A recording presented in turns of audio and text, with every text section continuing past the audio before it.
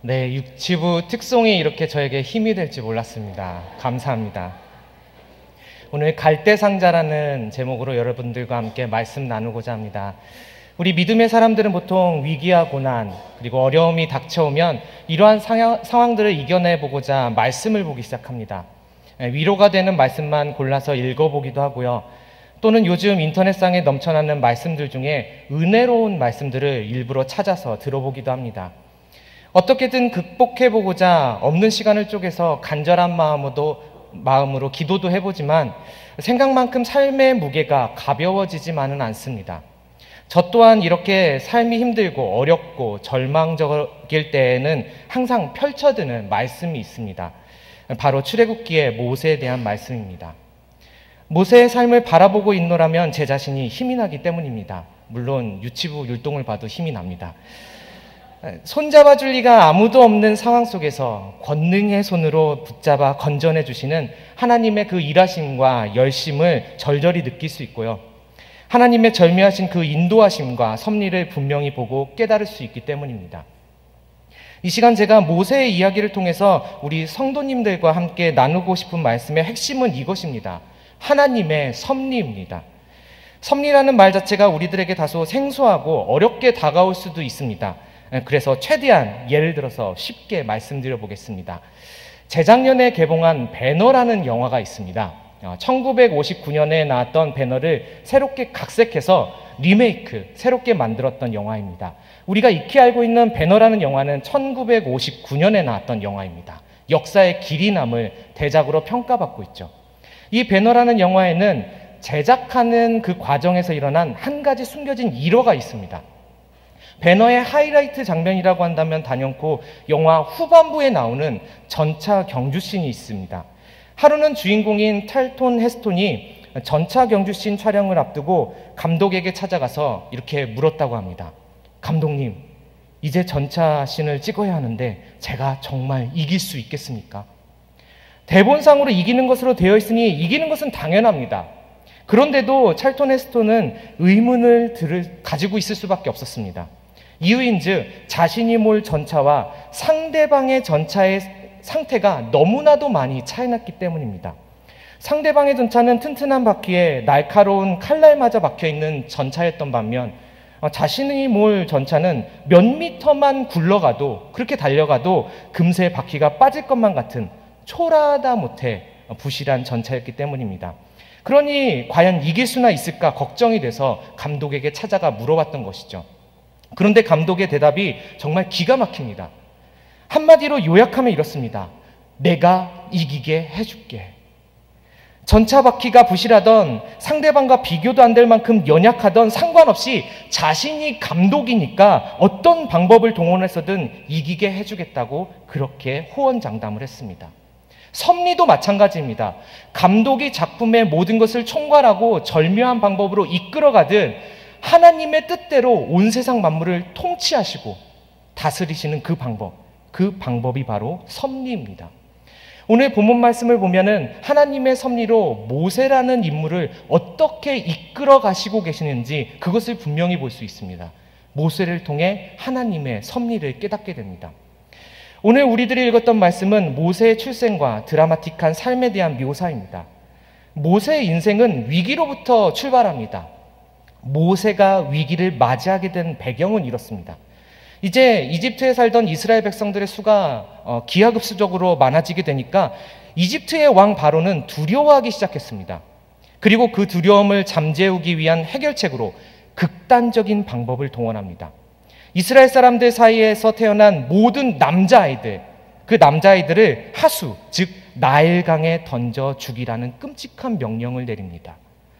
모세도 예외일 수는 없었습니다. 태어나자마자 죽어야 할 운명이었습니다. 하지만 말씀에 의하면은 모세가 태어났을 때 그의 모습이 지극히 잘생겨서 아이마저 마음껏 키울 수 없는 혹독한 현실 앞에서 그의 부모는 버틸 수 있을 때까지 버텨봅니다. 얼마나 버텼냐면요, 3달을 버텼습니다. 인간적으로 버틸 수 있는 한계가 어미로서 어떻게 해서든 지키려고 했던 그 기간이 3개월이었습니다. 더 키우고 싶어도 점점 커가는 그 아이를 더 이상 통제할 수 없었기 때문이겠죠. 이때 모세의 어머니는 그녀가 생각해낼 수 있는 가장 지혜로운 방법을 찾아냅니다. 나일강에 아기를 던지라는 이집트 바로왕의 절대적인 명령에 복종함으로써 가족들의 생명을 지키면서도 한편으로는 아들 모세를 잠시나마 어떻게 해서든 살릴 수 있는 방법을 생각해낸 것이죠. 바로 우리들이 잘 알고 있는 갈대상자입니다. 하지만 한번 생각해 보십시오. 애굽의 군인들이나 감독관에게 잡혀서 나일강에 던져져 죽임을 당하나 갈대로 엮어서 만든 상자에 담아 나일강과 갈대 사이에 버려두나 결국 시간의 차이일 뿐 죽는 것은 마찬가지입니다. 그 갈대 상자를 만든 어머니의 마음은 어땠겠습니까? 3개월 만에 포기한 어머니의 마음입니다. 이미 갈대 상자에 아들을 담아서 나일강과 갈대 사이에 놓아두었을 때 그 어머니의 마음은 자신의 아들을 관에 담아서 떠내려 보내는 어머니의 마음과 똑같았을 것입니다. 3개월 된 아기에게 있어서 나일강에 띄워진 갈대 상자는 비극입니다. 어머니의 품도 아니고 집도 아닙니다. 죽음을 면할 수가 없습니다. 비록 갈대 상자에 담겨져 있기는 하지만 언제든 짐승이나 사람에게 발각되면 죽음을 면치 못합니다. 그렇게 갈대 상자는 고통과 아픔의 요람이었고 결국 죽음의 요람이었습니다. 모세에게는 관이요 무덤과 같은 요람이었습니다. 하지만 우리가 한 가지 분명히 짚고 넘어가야 할 것이 있다면 모세도 다른 남자아이들도 모두 나일강에 던져졌지만 그냥 던져진 아기들은 강물에 잠겨서 죽어갔고 갈대 상자에 담긴 모세는 물에 잠기지 않았다는 사실입니다.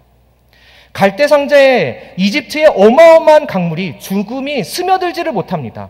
그 갈대 상자가 비록 불편하고 괴롭고 고단하고 모세의 가족들에게는 이미 포기한 마음으로 버려두는 것이었기에 절망적으로 보였을지는 몰라도 그 갈대 상자는 하나님께서 기가 막힌 시간에 건져 올리실 그때까지 나일 강물이 스며들지 못하도록 죽음에 잠기지 않도록 모세를 지켜주는, 아니 생명을 연장시켜주는 상자였습니다. 이스라엘 민족이나 우리 믿음의 사람들에게 있어서 이집트는 근본적으로 반드시 벗어나야 할 세상을 대표합니다. 세속적인 것을 대표하지 않습니까? 그런 의미에서 이집트 나일강에 던져졌다는 것은 결국 절망적인 세상에 던져진 것이라고 바꿔서 말할 수 있습니다. 오늘날 우리들도 똑같이 나일강과 같은 죽음과 절망으로 가득해 보이는 세상에 던져져 있습니다. 하나님을 모르고 하나님을 거역하는 세상, 영적으로 소망을 잃게 만드는 세상에 던져져 있습니다.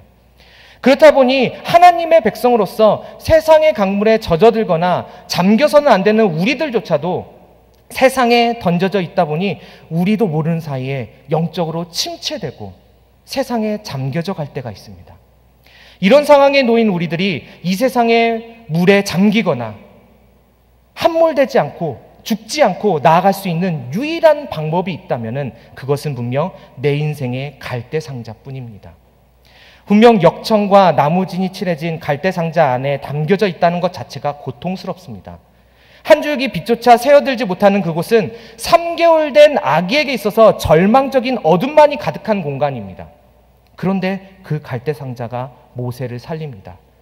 오히려 절망적으로 보이는 갈대 상자가 모세를 살립니다. 그리고 오늘날 갈대 상자와 같은 방법을 통해서 하나님께서는 우리들을 살리십니다. 구원하십니다. 저와 여러분들의 삶 속에도 분명 하나님께서 우리들, 그리고 우리의 가정, 그리고 가까운 이웃을 세상으로부터 건지시기 위해서 준비하신 갈대 상자가 분명히 있을 것입니다. 비록 그 갈대 상자가 우리를 고통스럽게 하고 절박하게 만들고 아픔을 가져다 준다 할지라도 그것이 내 인생에, 이 세상의 강물에 함몰되어서 죽음으로 빠져들지 않도록 한다면 어느 순간 하나님의 시간에 건짐받을 수 있도록 도와준다면 우리들에게 있어서 그 고통스러워 보이는 갈대 상자는 분명 축복입니다. 혹시 우리와 우리 가정의 식구들, 자녀들에게 갈대 상자로 보이는 것들이 있습니까? 나를 힘들게 하지만 하나님을 찾도록 만드는 것이 있습니까? 주님을 찾지 않으면 숨조차 쉴 수 없도록 절박하게 만드는 그러한 상황이 있습니까? 그 갈대 상자가 직장에서의 어려움일 수도 있고요. 인간관계의 어려움, 가정에서의 어려움, 내 삶 속에 나를 절박하게 만드는 이유를 알 수 없는 질병의 고통이나 열악한 환경일 수도 있습니다. 하지만 우리 믿음의 사람들은 이러한 갈대 상자를 축복으로 여길 수 있어야 합니다. 왜냐하면 이 고통스러워 보이는 내 삶의 갈대상자는 처음부터 나를 구원하시기 위해서 나에게 축복으로 전해진 것이기 때문입니다. 모세의 어머니가 갈대상자를 엮으면서 얼마나 가슴 아파했겠습니까? 너무나도 준수한 그 사랑스러운 아기를 갈대상자에 담아서 나일강가 갈대 사이에 숨겨둘 수밖에 없었던 그 어머니의 마음, 그 마음은 얼마나 미어졌겠습니까? 그런데 그 갈대상자만이 살 길이었습니다. 하나님께서 보시기에는 어떠셨을 것 같습니까? 사도행전 7장 20절 말씀을 보면은 이렇게 기록되어 있습니다. 그때 모세가 낳는데 하나님 보시기에 아름다운지라. 하나님께서 보시기에도 아름답다고 말씀하십니다. 하나님도 갓 태어난 아름다운 모세를 보시며 아름답다고 기뻐하십니다. 그런 모세가 갈대 상자에 담겨져 있을 때 하나님의 마음은 어떠하셨겠습니까? 그 예쁜 아기를 보고 있노라면 가슴 아프셨겠죠. 보고 있는 것만으로도 힘드셨겠죠. 그 사랑스러운 아기가 차갑고 불편하고 고통스러운 갈대 상자에 담겨서 절망적인 상황에 놓여 있는데 어떻게 사랑 많으신 하나님께서 마음 편히 계셨겠습니까? 하지만 그 갈대 상자만이 살 길이었기에 하나님은 갈대 상자를 허락하시고 준비하실 수밖에 없으셨습니다. 세상의 죽음이 우리들에게 스며들지 못하도록 하기 위해 가슴 아프시더라도 하나님께서 우리에게 질병과 고난과 삶의 고통을 허락하신 이유가 여기에 있습니다. 저와 여러분을 영적으로 살리시기 위해서, 근본적으로 우리를 살리시기 위해서입니다. 저는 어려서부터 가져온 이제 심각한 고질병이 하나 있습니다. 사역자로서 교인들에게 자신의 질병을 밝히는 것이요, 참 어려운 일입니다. 아픈 목사를 반기는 교회는 어디에도 없기 때문이죠. 그래도 우리 성도님들에게 더욱더 가까이 다가가고자 하는 그런 마음에, 그리고 저 외에도 우리 사역자들 각자에게도 말 못할 고통과 힘든 상황들이 있으니 무시로 기도해 주십사 하는 그러한 마음에서 밝히는 것이니까요, 너그러이 들어주시면 감사하겠습니다. 제가 어느 정도 힘드냐면요, 매일 밤 내일이 안 왔으면 할 정도로 힘듭니다. 저에게는 어지러운 병이 있습니다. 저는 솔직히 인간적으로 내일이 오는 것이 너무나도 두렵습니다. 내일 또 하루 종일 어지러워야 한다는 생각만으로도 두렵습니다.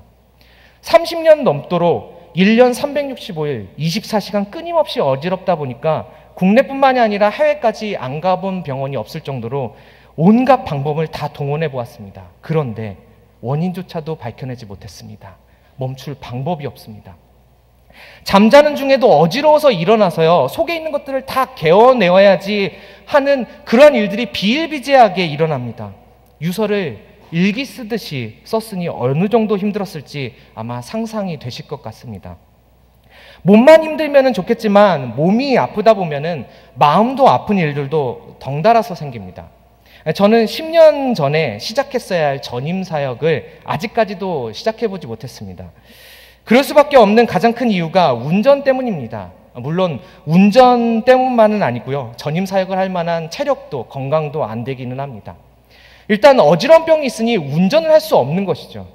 저는 목회자에게 있어서 운전을 못한다는 것이 치명적일 것이라고 한 번도 생각해 본 적이 없었는데요, 막상 목사가 되고 임지를 찾다 보니까 가장 큰 걸림돌이 운전이었습니다. 면접 볼 때마다 운전이 걸렸습니다. 어떤 목사님은 이렇게까지 말씀하셨습니다. 목사가 운전 못하는 것은 택시기사가 운전 못하는 것과 똑같은 거야. 목회 그만두게. 수많은 면접을 보면서 목회는 어려울 테니까 다른 길을 찾아보라는 말을 가슴 아플 정도로 많이 들었습니다. 몸도 아픈데 마음까지 아려왔습니다. 그런데 우리 담임 목사님께서는 면접 때 제가 아픈 것을 다 밝혔거든요. 다 말씀드렸음에도 불구하고 함께 사역할 수 있도록 배려해 주셨으니 정말 감사했습니다. 분명 하나님의 섭리로 이곳까지 이끌어 주신 줄 믿습니다. 제가 항상 어지럽다 보니까요, 말수도 적습니다. 음식도 맛깔나게 먹지 못하고요, 많이 먹지도 못합니다. 표정도 항상 굳어있는 편이라 이런저런 표현을 잘 못하는 편이지만, 그래도 우리 가자제일교회 모든 성도님들에게 감사하고 있고요, 사랑하고 있다라는 그 사실만큼은 꼭 기억해 주셨으면 합니다. 만약 제가 몸이 아프지 않고 삶의 좌절을 맛보지 않았다면은 말씀과 함께하는 이 목회의 길에 절대로 들어서지 않았을 것입니다. 대신 세상적인 길을 가면서 제 만족함을 채우면서 그렇게 살아갔겠죠. 실제로 직장을 다녔었고요. 젊어서 사업을 하면서 바쁘다는 핑계로 예배를 등한시했던, 영적으로 죽어가는 삶을 살아보았기 때문입니다. 그런 제 자신을 너무나도 잘 알고 있습니다. 만약 제가 어지러운 병이 없었다면 저는 하나님을 붙잡기는커녕 제가 하고 싶은 대로 방탕하게 살아가면서 세상에 함몰되어서 죽어가고 있었을 것입니다. 오히려 이 어지러운 병이 교만한 마음을 내려놓게 만들었고요. 하나님만 붙들게 하였습니다. 그러니 하나님의 관점에서 보면은 제가 세상에 잠겨 영적으로 죽지 않고 하나님을 전적으로 의존하게 만드는 제 삶에 자리 잡고 있는 멈추지 않는 이 고통은 분명 갈대상자입니다. 저를 영적으로 살려주니까요. 분명 하나님께서 준비하신 갈대상자이며 축복입니다. 혹시 우리 성도님들에게도 전적으로 하나님만 바라보게 만들고 하나님 외에 다른 어떤 것도 의지할 수 없도록 만드는 지금 이 순간에도 이해할 수 없는 그 절망이나 고통이 있으십니까? 만약 있으시다면 그것은 하나님의 섭리 가운데 여러분들에게 주어진 그 갈대상자, 축복의 갈대상자일 것입니다. 생전에 옥하는 목사님께서 종종 이런 말씀을 해주셨습니다. 고난과 고통에는 분명 뜻이 있다. 그리고 이러한 고난은 변장하고 찾아오는 하나님의 축복이다. 라는 말씀입니다. 이 말씀이 갑자기 생각나서 책장 한 구석에 꽂혀 있던 옥하는 목사님의 고통에는 뜻이 있다라는 책을 딱 펴서요, 읽어나가기 시작했습니다. 그리고 한 대목에서 제 눈이 멈춰섰습니다. 하나님께서 행하시는 일을 보라. 전도서 7장 13절 말씀이 제 마음을 뚫고 들어왔습니다. 지금 내 상황이 힘들고 어렵고 절망적이니까 두 손 두 발 다 들고 눈 질끈 감아버리고 포기하는 그런 삶을 사는 것이 아니라 하나님께서 행하시는 일을 보라. 하나님께서 행하시는 일을 보라.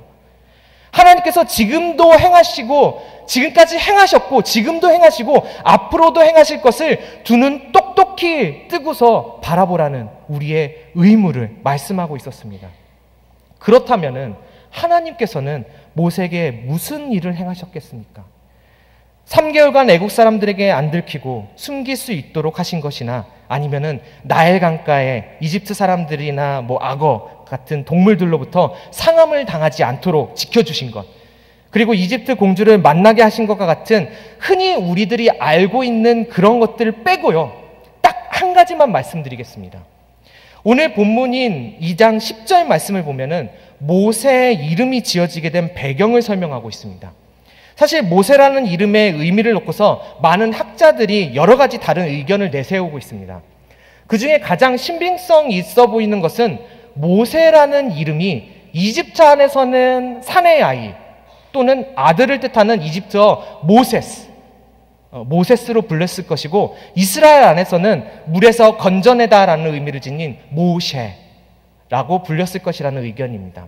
모세라는 이름은 일반적으로 이집트 왕족들 안에서 흔히 사용되던 이름이었습니다. 왕이나 왕자의 이름들을 보면요, 이렇습니다. 이런 이름들이 있습니다. 투트모세, 람세스, 라모세, 이런 식으로 있는데요. 람세스는 많이 들어보셨죠? 태양신의 이름입니다. 라 플러스 모세스, 람세스, 태양신의 아들이라는 뜻입니다.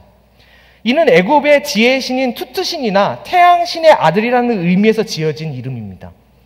물론 성경에서 말하는 물에서 건져내었다라는 뜻이 틀렸다는 말은 절대로 아닙니다. 이집트에서는 아들을 뜻하는 모세라 불렸을 것이고, 이스라엘 안에서는 그 발음은 거의 같지만 의미적으로는 물에서 건져내다라는 뜻을 지닌 모셰라고 불렸을 테니까요. 무엇보다도 이집트 공주가 물에서 건져내었다라는 의미를 지닌 히브리어 단어를, 모셰라는 그 단어를 즉시 떠올렸다라는 것은 조금 어려워 보입니다. 왜냐하면 이집트 공주가 노예의 언어인 히브리어에 능통해서 아이를 딱 보자마자 물과 건져내다라는 뜻을 지닌 히브리어 단어를 합성해서 갑자기 모세라는 이름을 지었다고 보기에는 무리가 있기 때문입니다. 상식적으로 애굽의 공주라면은 갈대 상자에 담겨 나일강에 버려진 아기를 보면서 이스라엘 사람의 아기라면서 기분 나빠했을 수도 있는 상황이었습니다. 죽일 수도 있는 상황이었습니다. 그런데 이집트 공주가 갈대 상자에 담긴 처음 보는 노예의 아기를 건져내서 유대인 노예에게 나를 위해 키워달라고 맡깁니다. 그리고 어느 정도 성장해서 수년 만에 만난 그 아기를 보면서요, 뭐라고 불렀습니까? 모세, 즉 내 아들이라고 불렀습니다. 어떻게 성장해서 한동안 단 한 번도 보지 못했던 그 아이를, 그것도 왕의 칙령에 의해서 강물에 버려졌던 이스라엘 노예의 아이를 보고서 어떻게 아들이라고 단번에 부를 수 있었겠습니까? 어떻게 공주의 마음에 자신에게 주어진 물에서 건져낸 내 아들이라고, 모세라고 그렇게 말할 수 있었겠습니까? 어떻게 배 아파 낳지도 않은 아이를, 단 한 번도 젖먹여보지도 않았던 그 아이를 자신의 아들이라고 확신에 차서 말할 수 있었겠습니까? 이것이야말로 하나님의 열심과 일하심이 아니고 무엇이겠습니까? 하나님의 놀라운 구원의 섭리인 것이죠. 하나님의 일하심, 이러한 일하심은 80년 후에 모세에게 찾아오셨을 때에도 고스란히 드러납니다. 80세 모세에게 처음으로 나타나셔서 하신 말씀입니다. 출애굽기 3장 7절부터 8절까지 말씀입니다. 여호와께서 가라사대 내가 애굽에 있는 내 백성의 고통을 분명히 보고 그들이 그들의 감독자로 말미암아 부르짖음을 듣고 그 근심을 알고 내가 내려가서 그들을 애굽인의 손에서 건져내고 그들을 그 땅에서 인도하여 아름답고 광대한 땅, 젖과 꿀이 흐르는 땅, 곧 가나안 족속, 헷 족속, 아모리 족속, 브리스 족속, 여부스 족속의 지방에 데려가게 하노라. 분명 모세를 찾아오신 하나님은 갓난아기인 모세일 때도 80세의 모세에게도 그리고 이스라엘 백성들에게도 동일하게 일하셨습니다. 항상 하나님께서는 보고 듣고 알고 내려가셔서 건져내시고 인도하여 결국 생명으로 이끄셨고 구원을 이루셨습니다. 그렇게 항상 행하셨습니다. 죽음 앞에 놓인 아기 모세의 상황을 보시고 그 울음소리를 들으시고 갈대 상자에 담아 갈대들 사이에 둘 수밖에 없었던 절박함을 아시고 모세를 구하시기 위해 은혜의 손길로 내려오셔서 죽음의 강에서 건져내시고 애굽 땅에서 가장 안전한 바로 궁정으로 생명의 자리로 인도하시는 하나님 아버지의 그 일하심이 태어났을 때나 80년 후나 동일합니다. 동일하지 않습니까? 그렇다면 이때 딱 두 번만 이렇게 열심히 일하셨겠습니까? 아니요. 하나님께서는 매일같이 열심으로 모세를 위해, 이스라엘 백성을 위해, 그리고 오늘날 우리들을 위해서도 보시고 들으시고 아시고 내려오셔서 건져주시고 인도하시는 일을 반복하시면서 우리들을 구원으로 이끄십니다. 갈대 상자를 통해 생명의 자리로 이끌어 주십니다. 모세만이 아니라 우리 모두의 삶 역시 마찬가지입니다. 두려움과 고통 앞에서 그것들에 함몰되지 마시고요, 잠잠히 하나님의 행하심을 한번 바라보십시오. 오늘도 우리들을 향해서 보시고 들으시고 아시고 내려오셔서 건져주시고 인도하시는 그 섭리의 하나님을 신뢰하시기를 바랍니다. 그리고 고통스럽더라도 여러분들에게 주어진 그 기쁨의 갈대상자, 그 갈대상자를 축복으로 여기면서 항상 건짐받은 자의 기쁨으로 나아갈 수 있게 되기를 간절히 소망합니다. 기도하겠습니다.